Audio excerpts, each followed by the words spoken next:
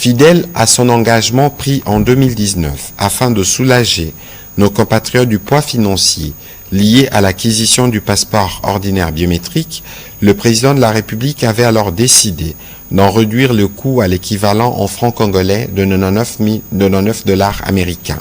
Cette décision s'inscrivait dans une vision plus large de l'action publique, celle de rapprocher l'état des réalités quotidiennes de nos concitoyens en faisant de la justice sociale, de l'efficacité administrative et de la bonne gouvernance les piliers de notre gestion. Aujourd'hui, dans la même dynamique, avec la ferme volonté de rendre ce document essentiel encore plus accessible, le président de la République a pris la décision, après analyse des différents paramètres lui présentés, de ramener les prix du passeport ordinaire biométrique à l'équivalent de dollars américains, 75 dollars.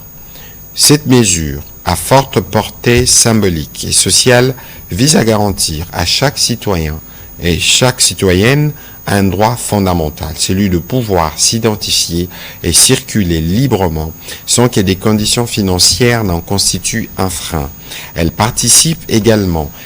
d'une volonté politique affirmée de réformer l'administration au service de la population en la rendant plus équitable et plus inclusive. Son exécution devra se faire avec rigueur, équité et responsabilité en tenant compte des éléments suivants. La préservation des engagements contractuels en cours afin de maintenir la crédibilité de l'État et sa capacité à honorer ses obligations essentielles. La sauvegarde de la paix sociale en évitant toute démarche brusque ou précipitée susceptible d'affecter les agents impliqués dans la chaîne de production et des délivrances de passeports dont le rôle reste crucial. À cet effet, il a instruit la ministre d'État, ministre des Affaires étrangères, à engager sans délai une concertation approfondie avec le ministre d'État, ministre du Budget et celui des Finances. Par ailleurs, il est attendu que la ministre d'État en charge des Affaires étrangères soumette dans les meilleurs délais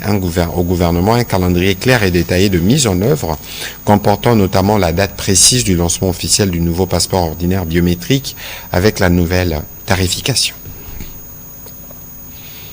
Le troisième point de la communication du président de la République a porté sur la problématique de suspension des mandataires publics.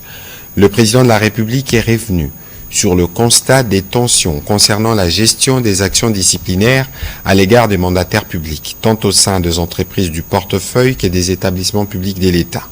En vue de garantir le fonctionnement harmonieux et de préserver la paix sociale, le président de la République, sans préjudice des textes légaux et réglementaires, a décidé que toute initiative de suspension d'un mandataire public par sa